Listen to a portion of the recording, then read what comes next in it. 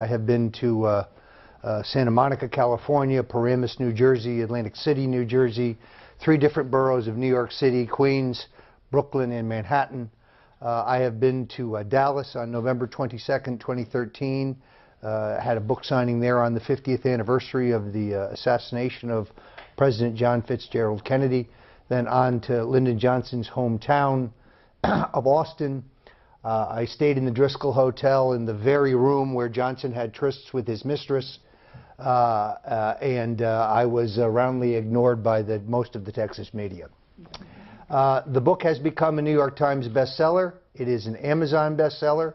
It is a USA Today bestseller, and I'm gratified about that. I have approached this subject as one would approach a murder investigation.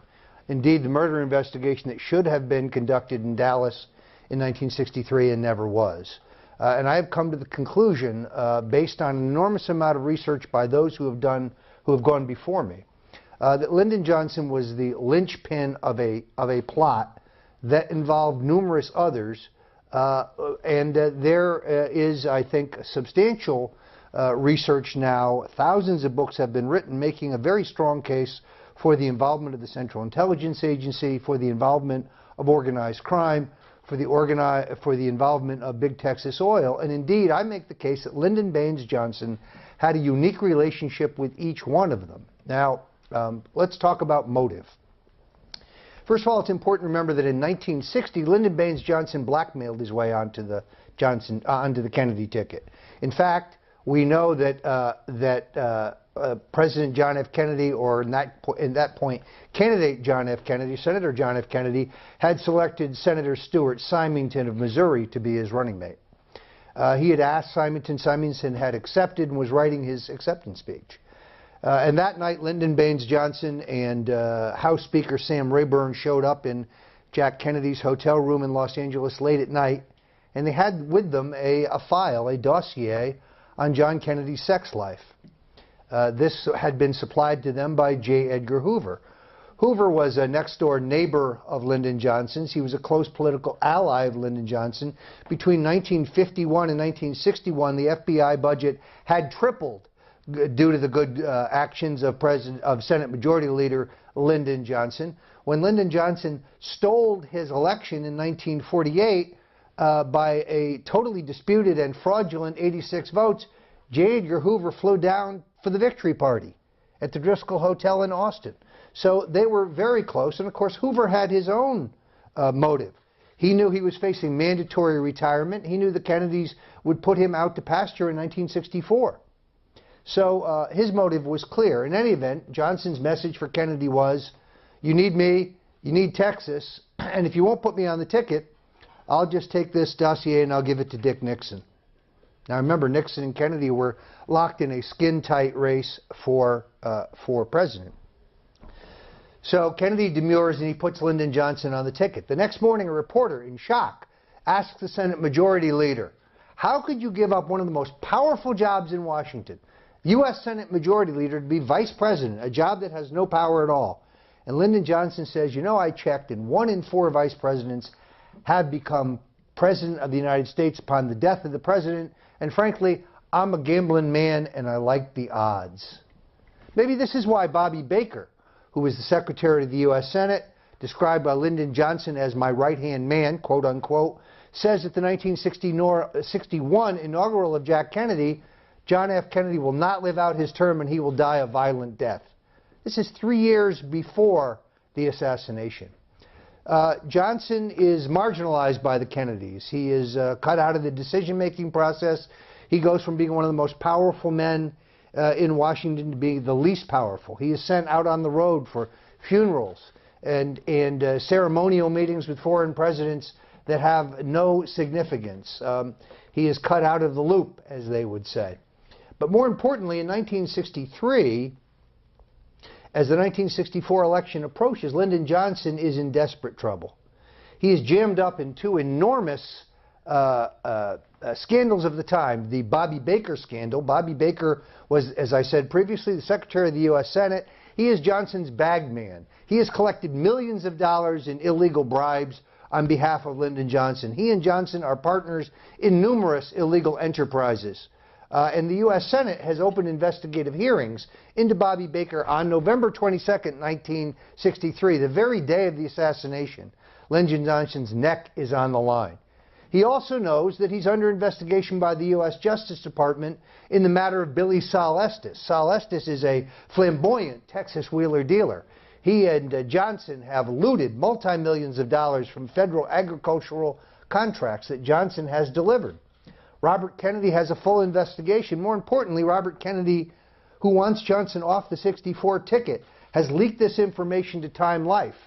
And Life magazine has 9 investigative reporters on the ground, a veritable hit team digging into Johnson's background for a December 1st expose issue, an issue that will bring Lyndon Johnson federal prosecution and prison. So it's not just being dumped from the 64 ticket, although President Jack Kennedy tells his secretary, Evelyn Lincoln, according to her memoirs, on the eve of leaving for Dallas, he says, Johnson will be off the 64 ticket, quote, I don't know who it will be, but it will not be Lyndon. He goes on to say that he is considering North Carolina Governor Terry Sanford, a moderate, a Southern racial moderate. So Johnson is a man staring into the abyss. He can either become President of the United States or he can go to the federal penitentiary. And therein lies his motive. Now, finding co-plotters is not all that difficult.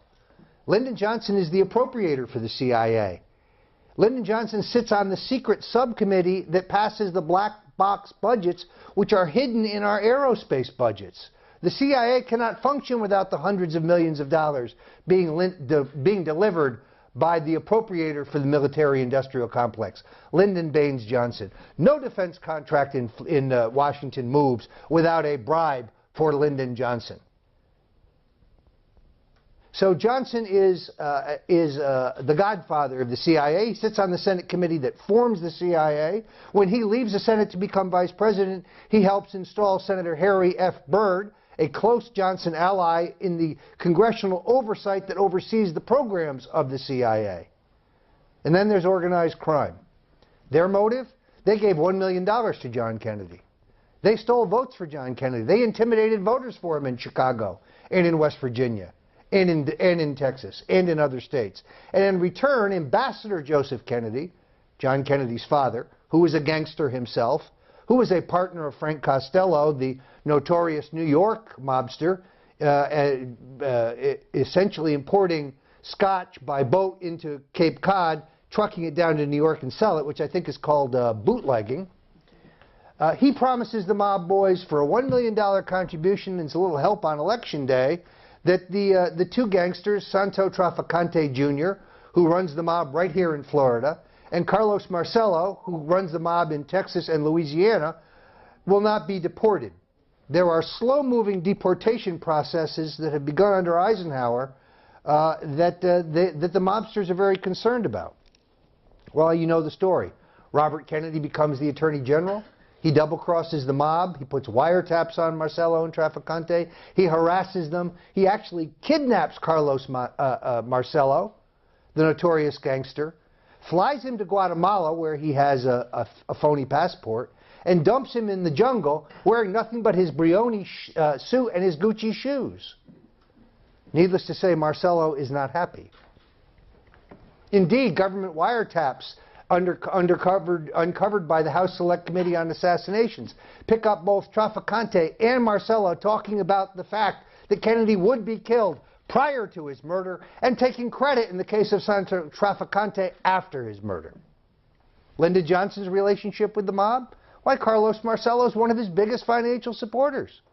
Lyndon Johnson takes a $55,000 a year bribe from the mob to protect their illegal gambling operations from the U.S. attorneys in Houston and Dallas and San Antonio. Indeed, within 24 hours of Johnson becoming president, the wiretaps put on organized crime by Attorney General Robert Kennedy are terminated by order of the President of the United States. And then there's Big Texas Oil.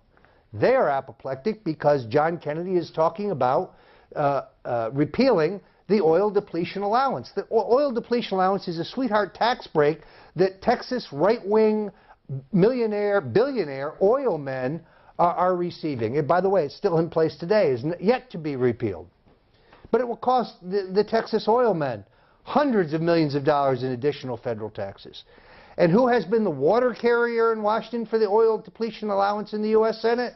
That would be Senator Lyndon Johnson, Vice President Lyndon Johnson. Now, everyone involved in this plot has their own motive. The CIA is upset about the Bay of Pigs. Bay of Pigs invasion, in which President Kennedy has failed to order air support for the Cuban rebels storming the shores of Cuba. Hundreds of men are arrested, hundreds more are killed. It's a fiasco. They're also upset about the Cuban Missile Crisis. Now, I know you could go through this bookstore and you'll find books that tell you how brave, gallant Jack Kennedy faced the Russians down, and they blinked and they removed our missiles from Cuba. And it was the closest this nation and this world has ever come. We came to the brink of nuclear Armageddon. The problem with that is it's not true. 40 years later, we learned that the Kennedy brothers gave up U.S. missiles in Turkey and Italy, changing the balance of power in the European theater. And that fact was kept from the American people for 40 years. You know what? If Ronald Reagan did that, they would have impeached him. But that secret was kept from us. The generals knew it, the Pentagon knew it, the CIA knew it, and they were unhappy. Why? Nikita Khrushchev took Jack Kennedy to the cleaners in the Cuban Missile Crisis. There was no on-site inspection in our deal with Khrushchev. Kennedy asked for it. Khrushchev refused. No American, no third party ever confirmed that the missiles left Cuba. That's a sorry fact. So the CIA has their motives. The mob has their motives. Texas Oil has their motives. And indeed, Lyndon Johnson has a unique relationship with all of them. Now let's talk about Johnson the man, because very much my book is a portrait of him. Lyndon Johnson was a coarse, crude, loud-mouthed bully. He was greedy, ruthless, unprincipled. He had an enormous appetite for cigarettes and alcohol and women. He believed in nothing whatsoever. He was a sadist. He was a psychopath. This is a president who conducted White House meetings while sitting on the toilet defecating. Not because he was crude, but because he enjoyed the humiliation and embarrassment it caused these Ivy League Kennedy aides that he had inherited from Jack Kennedy. This is a man who fathered 3 illegitimate children while he was president or vice president. Their names are in the books. The details are in the books. This is a man who, as a child, tied a stick of dynamite to a dog and blew it up. This is a man who beat a mule to death in the town square when he was a teenager. This is someone who is an amoral psychopath. And in my book, I tie him to not the murder of Jack Kennedy, but 8 previous murders. Murders to cover up corruption, corruption of epic proportions, corruption of biblical proportions. Lyndon Johnson would steal a hot stove. Indeed, Life magazine finds in 1963, despite the fact that he's only been a high school teacher, a congressman, and a U.S. senator, and he's been on the public payroll his entire life, he is worth $25 million. Today, that would be $150 million. How's the standard bribe work? It's very simple. You want a piece of legislation, you want a contract, you buy fake advertising at Johnson's radio station that he owns in Austin. The advertising never runs, but that's where you pay your bribe. Johnson enters public service penniless, and he leaves a multi-millionaire. Let's talk about that trail of murder. 1951, Sam Southwick, a man who is a party to the theft of the 1948 election. Now, I should talk about the 1948 election. I have been active in American politics for 35 years. I have never seen an election where after the polls, 200 voters march into a polling place in alphabetical order, and they all sign in the same handwriting with the same ink. But that's what happened in Jim Wells County. So Lyndon Johnson stole his first election by a fraudulent 86 votes by adding 200 votes to the rolls at the end. And when Sam Southwick, a deputy sheriff in Jim Wells County, threatened to go to the U.S. attorney when he was jammed up and give testimony against Lyndon Johnson, he was murdered in the state prison within hours. So, I've told you what the motive is. Now let's talk about the mechanics, because otherwise my allegation would be speculation and theory. But I put forward a case in this book which is based on fingerprint evidence and eyewitness testimony. I believe that the real killer, at least one of the shooters of Lyndon Baines Johnson, is a man named Malcolm Mac Wallace. Mac Wallace is a Marine expert shot. Now, you're going to read that Oswald was a marksman. That's the U.S. Marine Corps' lowest rating. A marksman is a poor shot. A sharpshooter is a B, and the A rating, the best rating that the Marine Corps awards, is expert. Malcolm Wallace was an expert. Malcolm Wallace was a president of the student body of the University of Texas, and from that point on, every job he has is a political patronage job arranged for by Lyndon Baines Johnson. In 1951, a man named John Douglas Kinzer gets intimately involved with Lyndon Johnson's sister, Josepha. Josepha is a flamboyant, bisexual, bohemian party girl, and sometimes call girl, who works at Miss Polly's in Austin, a very famous whorehouse of the time. And Kinzer puts the bite on Johnson for money. He's essentially blackmailing him. Josepha has been deeply involved in the campaign of 1948. She knows how it was stolen. So Kinzer's trying to blackmail Johnson. Malcolm Wallace drives from Washington, D.C. in his car. He comes to Austin. He finds John Douglas Kinzer at a golf course outside of Austin. He guns him down in cold blood in broad daylight in front of witnesses. He flees. When he is apprehended minutes later, because he has Virginia license plates, by the Austin police, he tells the arresting officer, "You can't arrest me. I have to get back to Washington. I work for Senator Johnson." That affidavit is in my book. He is charged with first-degree murder. He is bailed out by two of Lyndon Johnson's largest financial contributors. He is defended at trial by John Cofer, Lyndon Johnson's personal attorney. Johnson holds up in a hotel room near the courthouse waiting for word. And Malcolm Wallace is convicted of first-degree murder. Whereupon the judge, a Johnson man, gives him a 5-year suspended sentence, and he walks out of the court a free man. Now, I checked. In 1952, every other person convicted of first-degree murder in Texas went to the electric chair. But instead, Mac Wallace went to work immediately for a company called Temco. Temco is a defense contractor owned by a man named H.D. Bird. H.D. Bird is a major financial donor of Lyndon Johnson. He's also the man who owns the Texas School Book Depository building.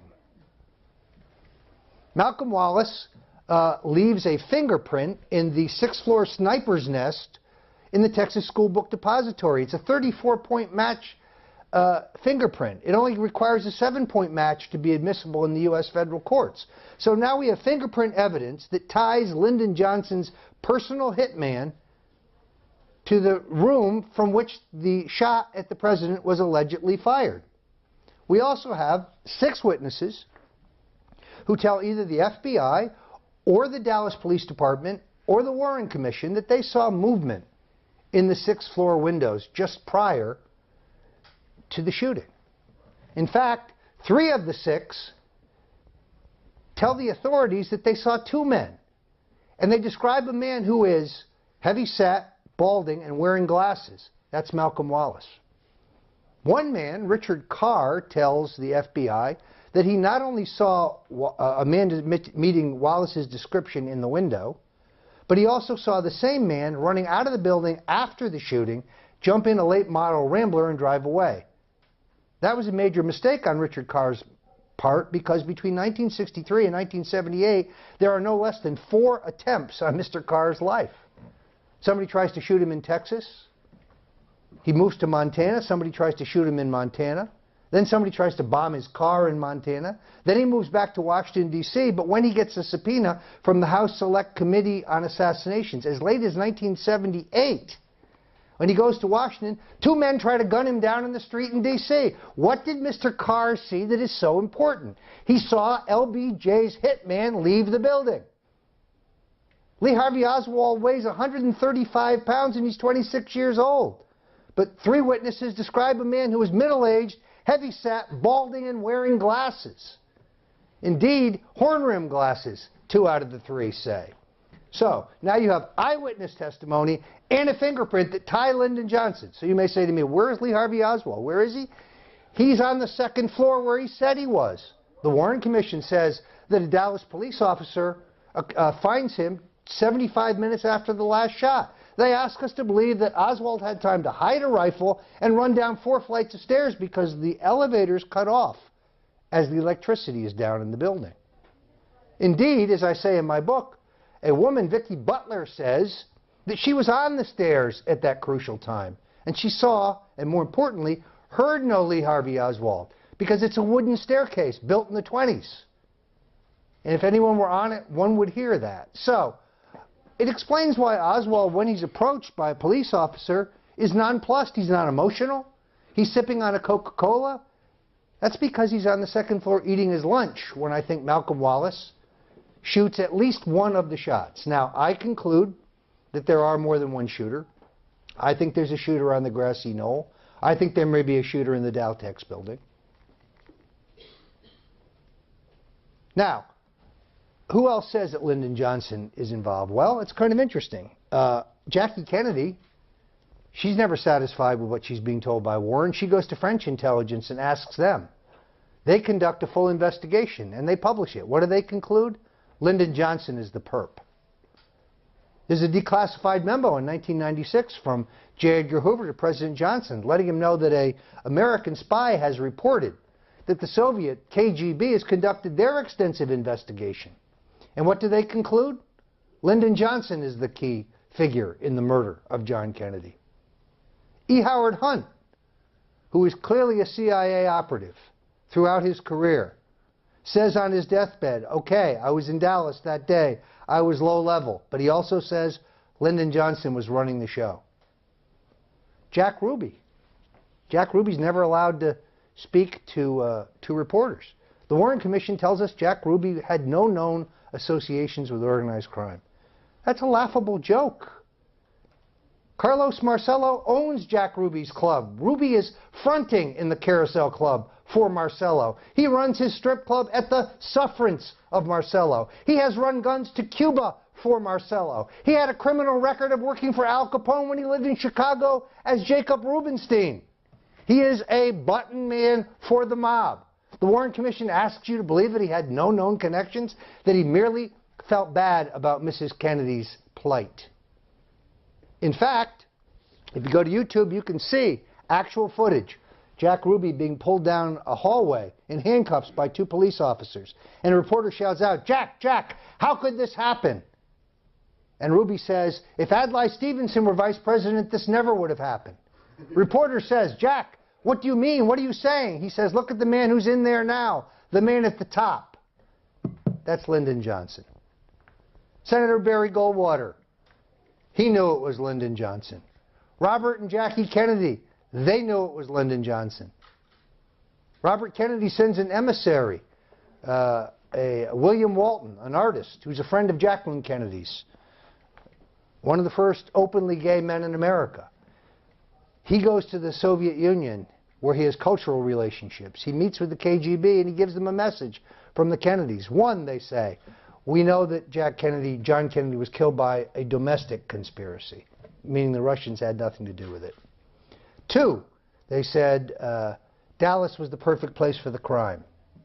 And 3, the elevation of Lyndon Johnson is unfortunate and a grievous problem. They knew. Robert Kennedy tells his assistant Walter Sheridan, I know exactly what happened, but there's nothing I can do about it now, which is true, because despite the fact that he still has the title of Attorney General, the power has shifted to Lyndon Johnson. So who is Bobby going to go to? The FBI? They're conducting the cover-up.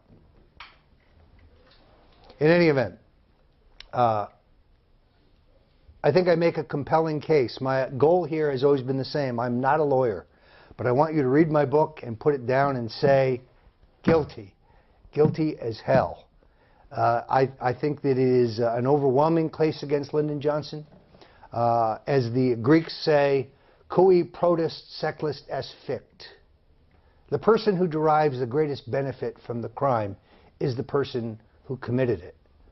Lyndon Johnson is the linchpin of the crime. Why? Because in 1963, murder is not a federal crime, it is a state crime.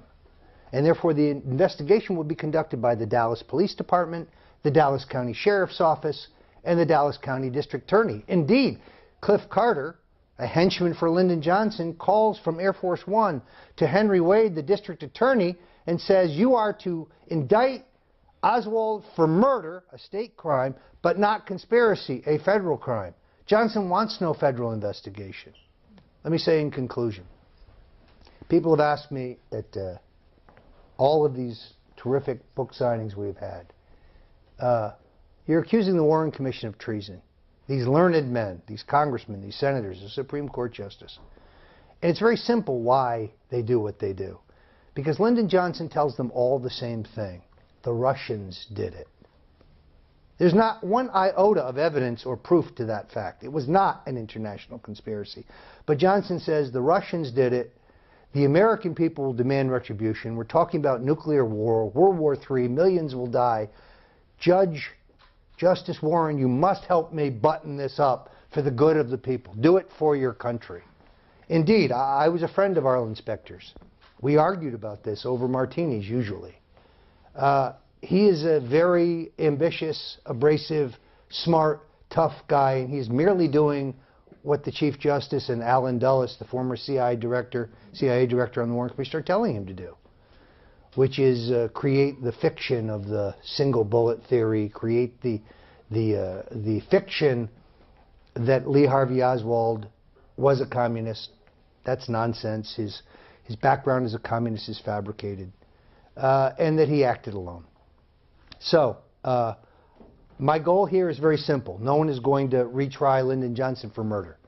But if young people, if any American reads my book and reaches the conclusion that the government does not tell you the truth, that a government that will lie to you about the assassination of a president, will lie to you about Benghazi, will lie to you about health care, will lie to you about the economy, will lie to you about the debt, will lie to you about everything, that everything government says requires a healthy skepticism, then I will have achieved my goal. Thank you all very much for coming. I'd be happy to take any questions. Sir.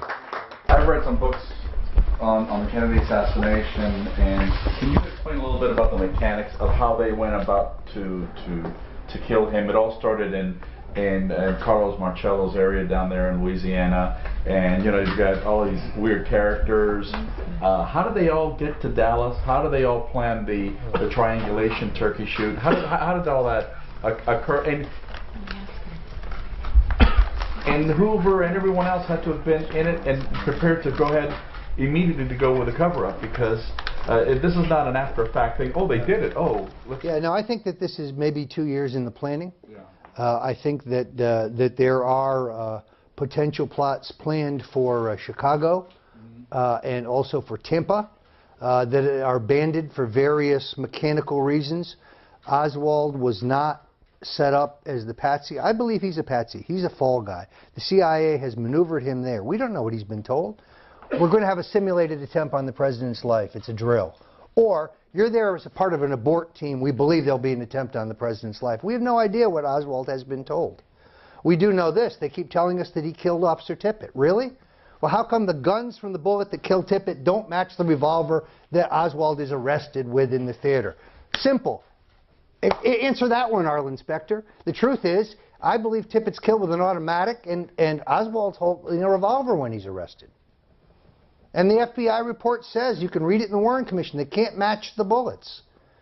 The government relies on one witness who says they saw Oswald kill Tippit. I think she's unreliable. There are multiple other witnesses who contradict that, and they are systematically ignored by the Warren Commission. So I think it is unlikely. I suspect that Tippit was on his way to kill Oswald. So the other thing we know that's interesting is that voice stress technology that wasn't available in 1963, that is available today, when you test the statements of Lee Harvey Oswald, such as, I didn't kill anyone, I'm a patsy, That test is true. Reporter yells, "Did you shoot the President of the United States?" He says, "No, sir, I did not." That test is true. I think he's exactly what he says he is. The other thing that's interesting, of course, is that the members of the Warren Commission don't believe their own report. We know from a taped telephone call between Senator Richard Russell and President Johnson on the day that the Warren Commission report is released, and Russell, who is a man of enormous integrity despite his segregationist views, says, "I don't believe a word of it," and Johnson says, "Either do I." Yet Johnson goes on in an interview with Walter Cronkite and says there was an international conspiracy to kill John Kennedy. The truth is neither the Russians nor the Cubans have motive at that time. We know that John Kennedy has done two things to enrage the military-industrial complex. First of all, I think he has concluded that Vietnam is a disaster, and he has signed an executive order to begin the withdrawal of our 16,000 advisors in Vietnam. The Monday after he becomes president, Lyndon Johnson signs a new executive order reversing that, giving the generals and the defense contractors the war they want. Now, for a long time, I did not think that was true. I thought that was liberal bull, that we were just burnishing the image of Camelot. And I based that on the fact that Robert Kennedy, in an oral history recorded in 1964, when he's asked about the withdrawal of Vietnam, he says, absolutely not. President Kennedy was committed to fighting communism. We believed in the domino theory. We weren't leaving. The thing I sadly concluded is that Robert Kennedy lied about a lot of things, and I think he's lying about this. The overwhelming documentation is that JFK was moving us towards the exits in Vietnam. But the Kennedy assassination is not about Vietnam as much as it's about Cuba policy. The CIA proposes something called Operations Northwoods. Killing Americans, in other words, the American military killing Americans, blaming it on the Cubans as a false flag to create a pretext to invade Cuba. Jack Kennedy vetoes this crazy plan. Although I would argue that the murder of Kennedy may be the ultimate manifestation of their plan, as Johnson goes to great lengths to try to blame the Cubans. Indeed, Ambassador William Atwood, who was a roommate of JFK's at Princeton, has gone to Castro and said John Kennedy would like to have quiet back-channel talks. It's time to start talking. And Castro's surprised, but he agrees. And this is supposed to be kept secret from the CIA, but I suspect they know it. As far as Khrushchev is concerned, why does he want to kill Kennedy? Just took him to cleaners in the Cuban Missile Crisis. He says in his memoirs when he learned that Kennedy had been killed, he wept. There's not an iota of evidence that the Soviets or the Cubans are involved in the murder of John F. Kennedy. Yet, only 2 weeks ago, our esteemed Secretary of State, John Kerry, says in an interview with CNN, "I never thought Oswald acted alone." He's right about that part. "I think the Russians and the Cubans did it." Completely wrong. Another question. Mr. Stone, you mentioned briefly the perhaps possible setups in Chicago and in Tampa.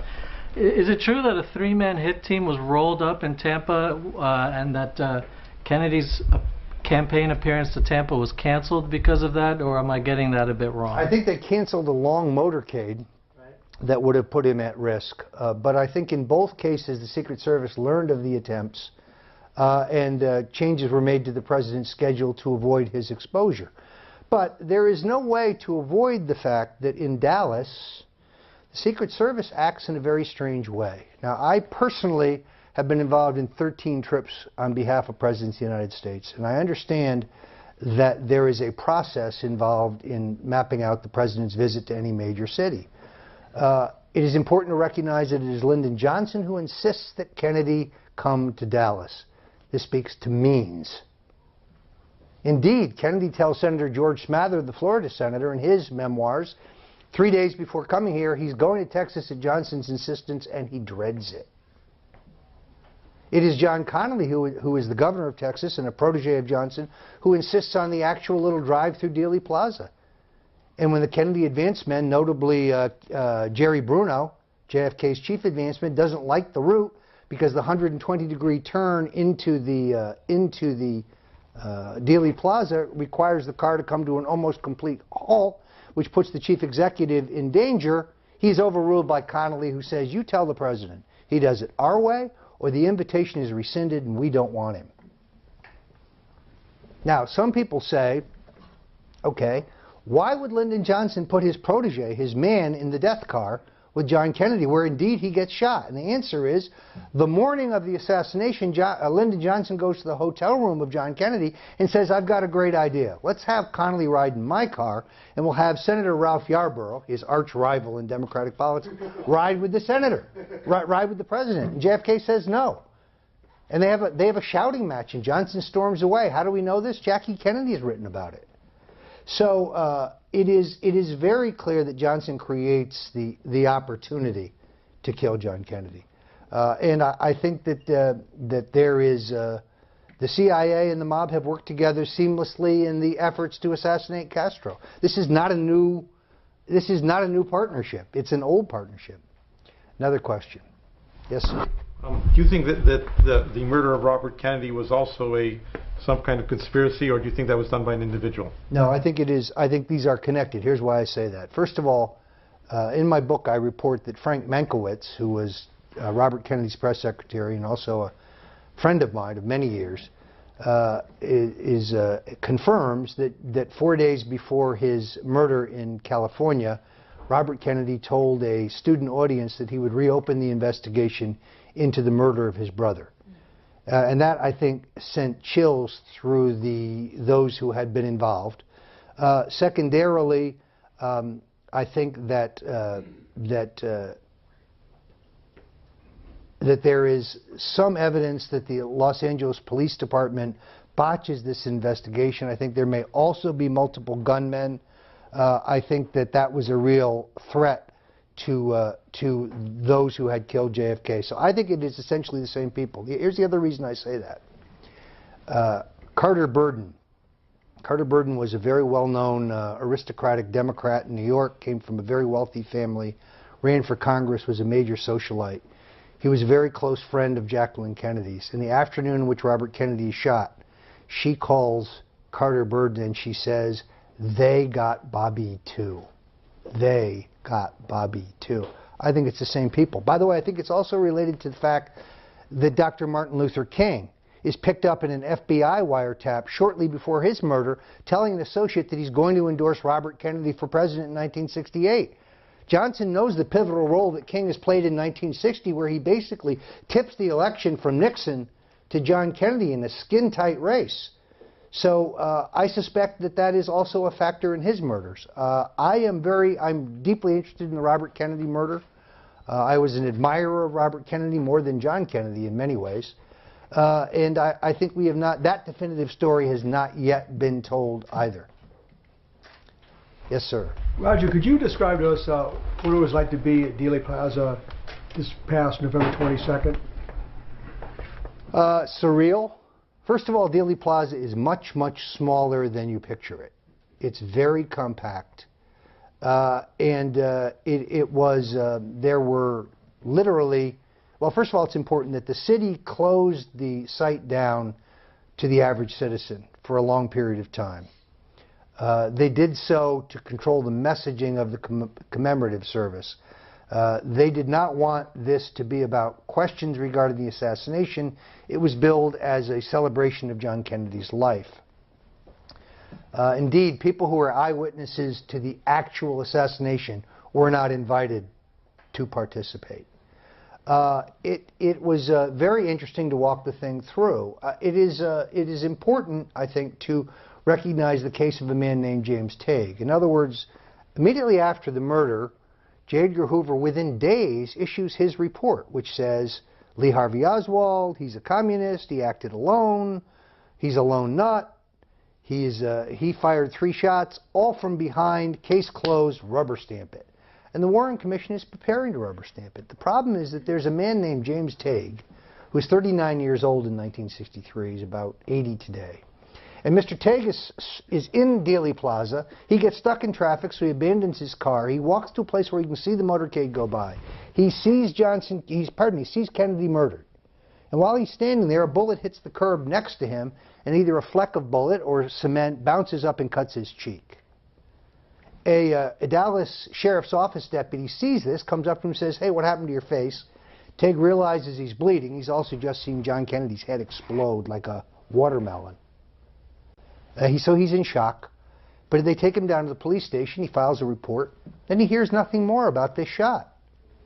And the Warren Commission, according to the newspapers, is clear. The first shot hits Kennedy, the second shot hits Connally, the third shot hits Kennedy, case closed. Well, we've got an extra shot. Now all of a sudden, our inspector's got a major problem. A reporter named Jim Lear, later famous at PBS, writes a wire story about the uncounted shot.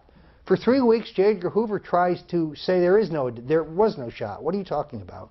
But the U.S. attorney in Texas has already cut out the piece of the curb and has the evidence. So now our inspector has a giant problem, and therefore is born the single bullet theory. The first shot hits the curb, the second shot hits Kennedy and Connally, the third shot hits Kennedy, case closed. Nonsense. Kennedy's hit from the front the first time. There are multiple shooters, without question. Kennedy is hit from the front and the back, without question. You can't get off 3 shots in 6.5 seconds with this Mannlicher Carcano rifle. The Army couldn't duplicate it. CBS couldn't duplicate it. Nobody could duplicate it. The rifle is not even sighted. For those of you who are firearms experts, you understand. The scope was no good. It hadn't been properly sighted. So it's an absurd notion. The government goes through huge gyrations to say that he was shot simply from behind. 13 doctors and nurses at Parkland say they see a hole in the back of his head the size of a grapefruit. The doctors in Bethesda say that's not what they see. And later on, the government produces an X-ray that shows his head is entirely intact. Dan Rather is shown the Zapruder film, and he comes out and he lies. He says, the president lurched violently forward. Go look at the film. He goes back and to the left. He is hit from the front and goes back. Even Dan Rather lies. For what reason? You'd have to ask him. But it is at this point, no one with any objectivity or any intelligence could possibly still believe the results of the Warren Commission. Lee Harvey Oswald's given a paraffin test. There's no nitrogen on his face or his hands or his arms. He hasn't fired a rifle that day. The Dallas Police Department reports say that there are 2 shell casings. Somewhere along the way, the Warren Commission changes that to 3. The police officer says he scratched his initials in both, but the shells that the Warren Commission has no initials. Somebody plants a pristine bullet on the stretcher that carried John Connally and were asked to believe that it went through Jack Kennedy and Connally and remained pristine. Yet the government can't duplicate that either, despite their best tries. So, I mean, Vincent Bugliosi, I'm sure his book's here in this bookstore. Please, my friends at Books and Books, move it to the fiction section. Another question. Somebody who hasn't asked. Yes, sir. Did you run across an approximation of how much military-industrial complex money Lyndon, or let's say his front companies, made by continuing the Vietnam War? Well, we know this, that Lady Bird was a shrewd investor. She had big stock in Bell Helicopter. She had big stake in Brown and Root, which you may know today as Halliburton.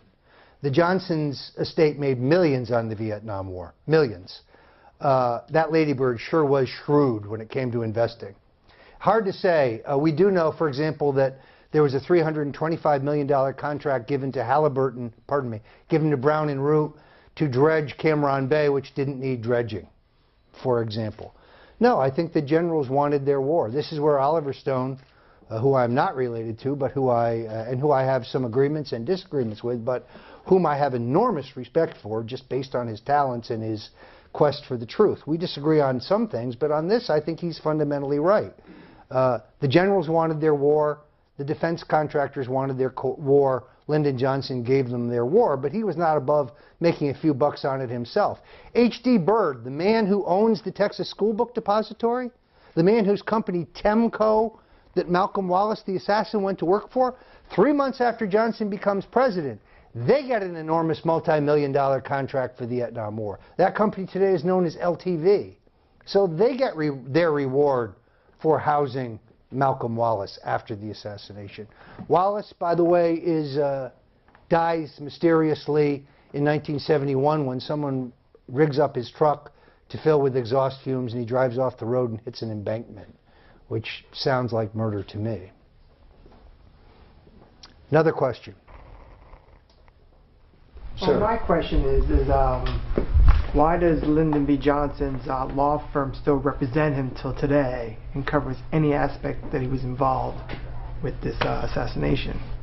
There's a terrific book written by Barb McClellan, which I strongly recommend. I've tried to work on the scholarship of McClellan and also a man named Philip Nelson and also a fellow named Greg Zerbel who have gone before me.